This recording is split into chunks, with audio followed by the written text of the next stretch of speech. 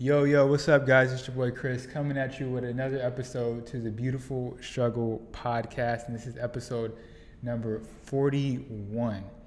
So if this is your first time tuning into the podcast, this podcast is all about personal development, and it is a business podcast. This podcast is all about empowering you to live the life that you deserve. So if that sounds like something you're interested in or you want to tune into every single week, a new episode drops every single Monday morning. You can go ahead and follow me on @BeautifulStrugglePodcast on Instagram. That's @BeautifulStrugglePodcast on Instagram. So yeah, with that being said, I hope you guys been staying safe. I hope you guys been staying healthy. If you guys are watching on YouTube, you guys see I have a guest on. He's actually a familiar guest. He's been on before. I think he was on like episode 8, so like early episodes. Yeah, I've been there from the jump. So we got my boy Izu Aginwa. Yeah. Did I get that? Yeah. Okay, let's go. Okay. So I really wanted to get Izu on today. He's of course the CEO of Riches and Saints.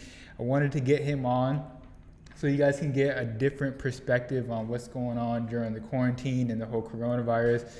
Get different perspective, get some different type of value in there for you guys. I think this episode is going to be about like 30 minutes long, so we're just going to jump straight into it. And so I wanted to know, the first question, just how have you been dealing with the coronavirus, and personally, what have you been doing? Yeah, well, no, that's a good question. So personally, I have, just for me, well, first of all, I want to say thank you for having me on again. I think it's always a blessing that, that anybody wants to hear my opinion at all. So I appreciate that. For giving me some time on your platform. Chris, I like that. I think my favorite thing about your podcast is the name, The Beautiful Struggle. You know what I'm saying? That's just a good way to put life. It's a beautiful struggle. Well, so to be honest with you, like, obviously, like, it's a big problem that affects everybody. But, with the whole coronavirus thing, like, personally, in who I am as a person, like, I think it's forced me to, because, before the coronavirus, I always had an excuse to, like, be inconsistent with certain things. There's always things popping up. I had to be somewhere, but now I don't really have anywhere else to be besides at home and then our empty office because everybody's working remotely. So because of that, it's just forced me to, like, create, like stick to my routine. You know what I'm saying? Because we all say we have routines, and I had a good routine, but it wasn't, I couldn't say, 7 days out of this week, I have knocked this routine out the park. I've hit it, like, as close to as possible as I can. So it's really forced me to, like, stick to a routine. It's helped me to, and I guess, the word is discipline. You know what I mean? I'm a creative by nature. I'm like a risk taker. So, like, I'm cool with just things just like randomly happening, but it's forced me to be really consistent, I believe. Dope. And shout out to Isaiah behind the cameraman. So yeah, like I said, I wanted to get Izu on today so we can give some other businesses out there some advice, and even give advice to just young people out there that have been dealing with the whole quarantine. So like I said, let's just jump right into it. I want to know from your perspective, what are some things that some businesses can do during this time to stay productive, to whatever the case may be, grow their business. What are some things that just come to your mind right away? Yeah, well, I mean, I can imagine, like, most of the businesses listening aren't, like, publicly traded companies.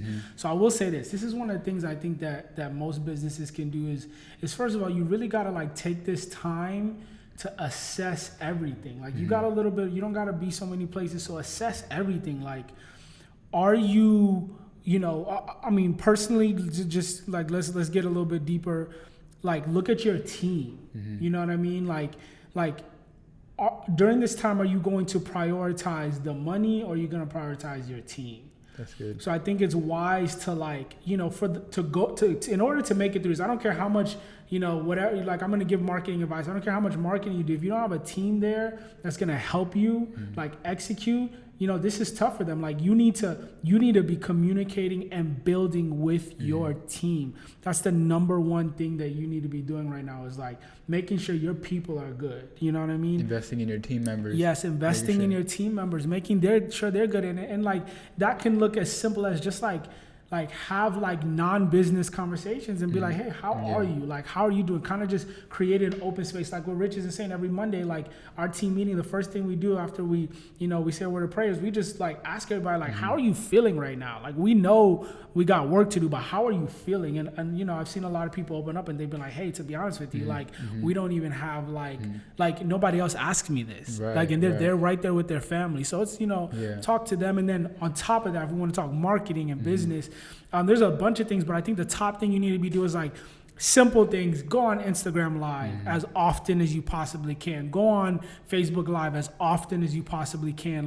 Like connect with your customer base. Talk to them. Use this time to ask them like, hey, what's wrong with us that you guys don't like, so we can improve after this time. So really like leveraging social media. And there's a lot of other things. No, absolutely. So I kind of wanted to go back to the whole employee, your team members. I wanted to go back to that because I think that's really important as well. Yeah. What are some other ways you think some businesses should be handling their team that are working at home? So I think that's a great point that you bring up, to just asking, how are you doing? Like as a human being, how are you doing? But what are some other things that you've been doing or that you would advise people out there to stay connected with their team? Because I really feel like when your team operates as a family and you guys are like operating as a family, then they're never going to go anywhere, and they feel really invested. I mean, so besides asking them how are you doing, like I think one thing that would be let me know what you think is really like even tapping into them one-on-one. Some of the people who you have been on the fringes, and kind of build with them. You know what I mean? Like spend some time just like trying to figure out like, what is it that I could do as a leader to better serve you? You know what I'm saying? Like, so you ask them, how are you doing? Then go ahead and ask them, reverse it and say, how am I doing? How am I doing as a leader? You know what I mean? What do you think about that? That's like, ask your people that, you know what I'm saying? Because it's like, I feel like a lot of business owners are just like, they like, if the system works, they think they know it all. And then if the system works, like they just expect people to operate, but we're not robots. People are not robots. Like they need to be invested into, they need to be talked to. And that's why I feel like a lot of teams have a lot of turnovers, because like, it's like, hey, like you don't know how to talk to people. You know what I'm saying? Another question I got for you is, how do you manage your team members during COVID-19? Because there's a lot of everybody's basically working from home. And let's be honest, like you don't know what they're really doing over there. And I've heard stories of like no lie, businesses requiring you to have your webcam on from like 9 to 5, and you have to sit there and do work. So how do you have that trust in your team members that they're actually doing the work? And how have you been just managing that? I mean, so I think I naturally just have a lot of trust in my people, and you know this, but I think that it's having the webcam on, like that whole thing, having it on while you're working is kind of wild to me. Like I feel like you could never really work well that way. Like, and I know businesses vary and stuff, but I don't know, like, don't you think that that's like a little bit invasive? Because it's like at your home, and you might need to take care of kids or something. And I mean, like, this is what I think works the best is, number one, if you're just now like trying to assess these things, then you're kind of in a bad spot. But ask them, how would you work best? You see what I'm saying? Like, what if employers said, hey, how would you work best? And you can't get everybody, you have to make systems and everything, but like if you could get a consensus and some of them say, hey, like to be honest with you, like I got to work on my kids from like get them set up on homeschool stuff or online classes from 9 to like 11. Then like be like, all right, cool. Like 11 o'clock to like let's make sure we're all tapped in. 11 to 2, 11 to 3, 11 to 5. You know what I'm saying? Like. And I think at the end of the day, not to cut you off, as long as the work is getting done and they're being productive and you're getting results, then it's like, okay, just let them do them. And I think a lot of businesses are going to realize like, we really don't need you to come into an actual building. You really don't. Like, that's the thing. I think that to some extent it is important to have a physical building, because you need to see people once a week at least. But at the end of the day, like, in terms of like efficiency, is it possible? Absolutely. It's very possible outside of needing to like watch people and see people. Like let me put it this way. If you have to watch your people, then you have not done a good job as a leader. That's it. Like people should feel safe, and you should be able to trust them. Yeah, absolutely. No, that's really good. Yeah. Something that I've been seeing a lot of businesses do during this time, just to give some more advice and value, is I've seen a lot of businesses collaborate with each other. Yeah, that's a lot of collaboration, whether it's going on IG Live or we have a couple clients ourselves that have been collaborating with brands or products that they have. Why don't you speak about that a little bit, collaboration? I think for me, that's like one of the biggest things you can be doing right now. Yeah, absolutely. I mean, just Instagram Live alone, like you keep seeing like people like have like these rap battles or DJ battles, and like that is collaboration. They call them battles, but it's really just collaboration. My followers get to see you, your followers get to see me. We're in similar niches, so they'll follow each other. Yeah, I was gonna say real quick. I don't know if you've seen it, but T-Pain and Little John, when they went on. I did not see that. What? They was on, and wifey was watching it, and she told me that they broke the record for how many people were watching them, bro. And it was like over 200K people watching them, just battling, bro, playing music. It was going on for like 2 hours straight. But they were collaborating. They were like playing like unreleased music and like crazy stuff. Yeah. And white people, she was like, it was really good. Yeah, that's over 200K awesome. people tuning in. Yeah, that's awesome. Well, and like, okay, so I was at Stonefire yesterday, grill, picking up food, and they had this sign, and I saw somebody walk out with like a gallon of milk and eggs. I'm just like, what's going on? But like, I think Stonefire collaborated with some like online, was not online, but some grocery store. Oh, really? So that like, you can call in your groceries to Stonefire. The grocery store will deliver your groceries to Stonefire, and you can come pick it up at Stonefire. And guess what Stonefire is getting? Their phones are ringing off the hook, and then people are also buying Stonefire. And I just feel like that's genius. Like collaborations are important. Like you need to find strategic partnerships. People, like we have to adapt during these times. People are not understanding that like we can't do business the way we normally do it. We gotta get creative. We gotta tap in with people that we haven't tapped in with in a while, and then say, hey, how can we add value to each other? You know what I'm saying? Absolutely. I love it because like that's just how that's already like one of the essentials of being an entrepreneur is collaborating with people. Absolutely. So that's what I'm loving this time. You know what I'm saying? It's really good because I see a lot of people. Just for people that want to learn, a lot of people doing free webinars, and they're collaborating with different companies and different people coming together and putting together like a couple hour webinars and just giving that value to people. So I think that's pretty dope. Let's talk about like how can some of these businesses stay connected with their consumers and their customers. Because obviously some of these places, they can't go in there and see them face to face. How can they stay connected with them? Well, I mean, like. And I know you mentioned Instagram Live. It's a really good one. Yeah. That's like something that people are sleeping on. Yeah, people are absolutely sleeping on Instagram Live. I think on top of Instagram Live, like, so like, let me give an example. If you are, let's say you're a clothing company, or let's say you own like a physical, let's talk about a clothing company. Let's say you're a clothing company, like, and let's say your demographic of people who tend to buy from you, is like the Lululemon demographic, like,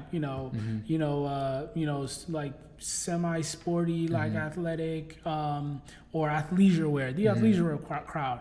Find somebody who is maybe an influencer in athleisure, or at least an influencer in your community in that niche, and then like, to be honest, like literally pay them like some money to go live with you, like go live really together. Good. And if you're open right now, then you gain customers. If you are not open right now, you gain followers. Either way, you have gained.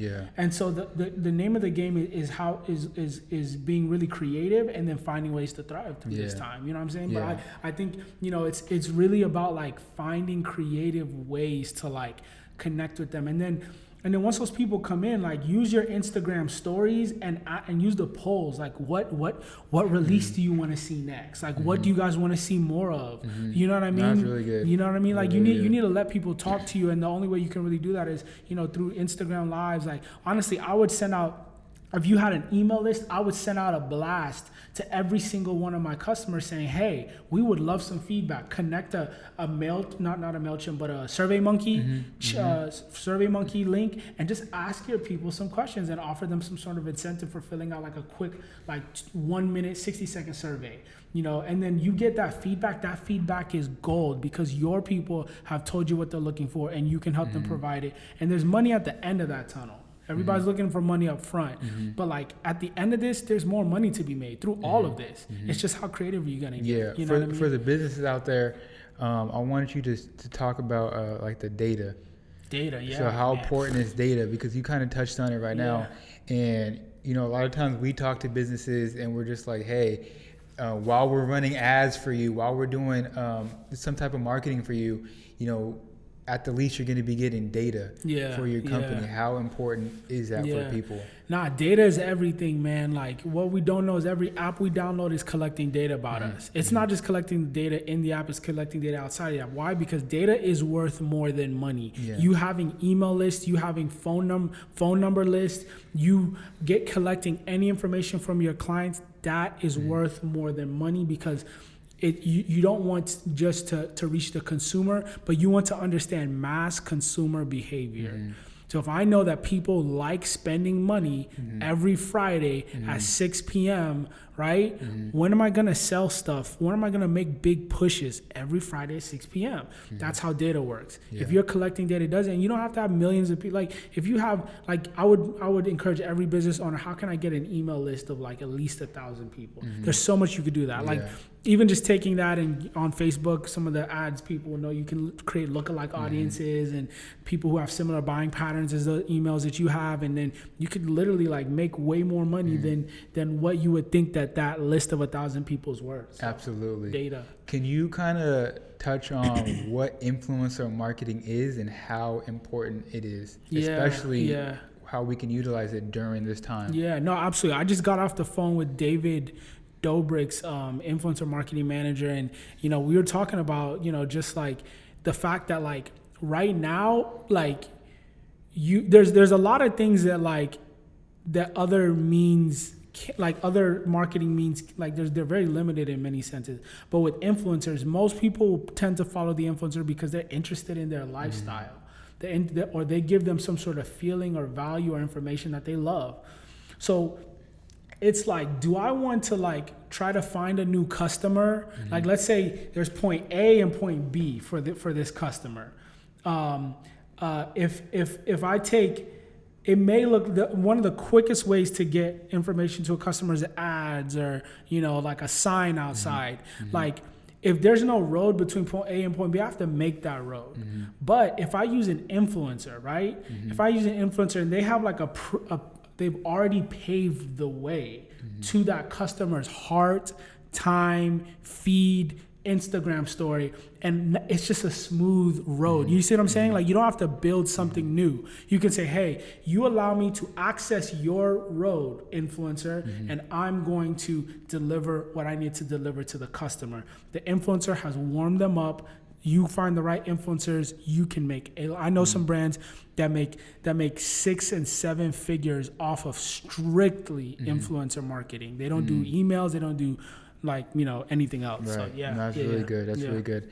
I think something else that businesses can do during this time is try to find like a creative new ways to deliver like a new product. So I think the first thing that comes to my mind is like a gym. If your gym is closed down, why not figure out a way to like get some like those booty bands on your hand and start selling those for like at home workouts. So speaking of collaborations, and like, so one of our clients is Tailor Made Bands, one of the largest selling like booty band home workout bands. And then one of our other clients is Pedal Spin, multi-million-dollar, multi-facility like boutique training studio.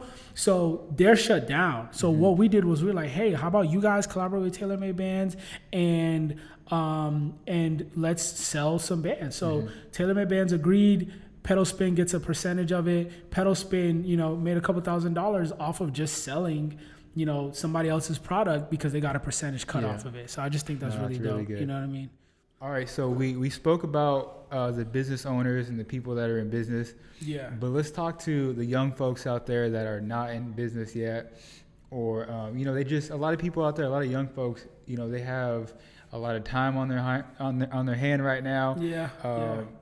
Obviously a lot of them probably don't own a business or they have minimal resources. So what are some things that you can advise to, and maybe it could be young people as well, but just people that are not even in business. What are some things that are curious, or some people that maybe be curious about getting to other things that you would advise to them?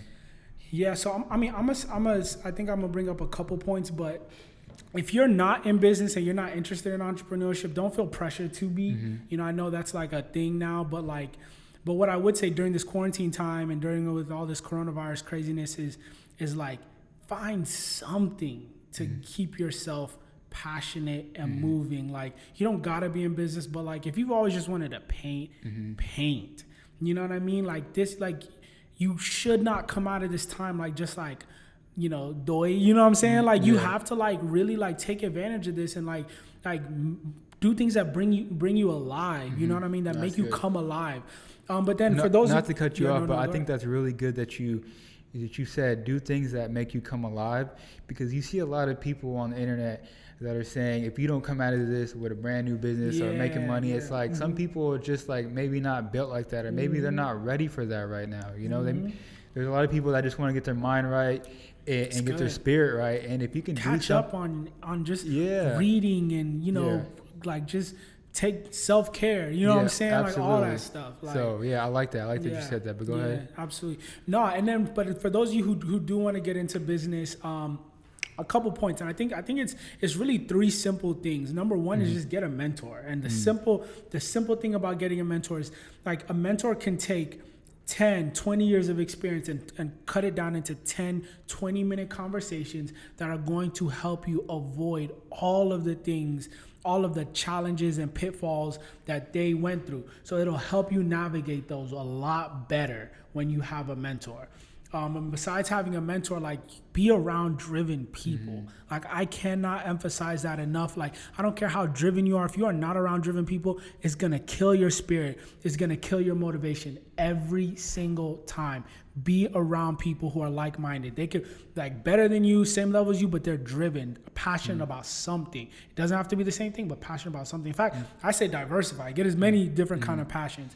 And then I was gonna say, I don't know if you or anybody's seen the Michael Jordan documentary, man, but I think that is just the like perfect example, because Michael Jordan surrounded himself around people that are different, Dennis Rodman, Scottie Pippen, and that are great and that are driven. And what did that equal? 6 championships. Yeah, and it's crazy because you look at like Dennis Rodman's like stats, and it's just like straight rebounds.